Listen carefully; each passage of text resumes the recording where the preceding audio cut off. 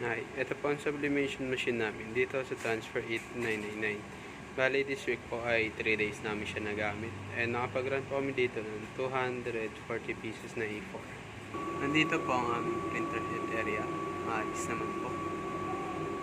Nandito naman po ang aming wiper at ang aming cupping na merong 90% good condition. Ganito naman po ang pag-head clean.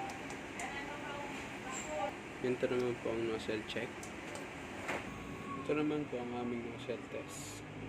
Andito naman po ang aming anyos na mga inks. Andito naman po ang stocks namin na media. Andito naman po ang aming ink tank system. Maayos naman po. Andito naman po ang aming waste tank. Last disposal po nito ay kahapon.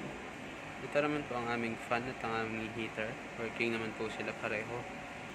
Ito naman po ang aming pili checklist.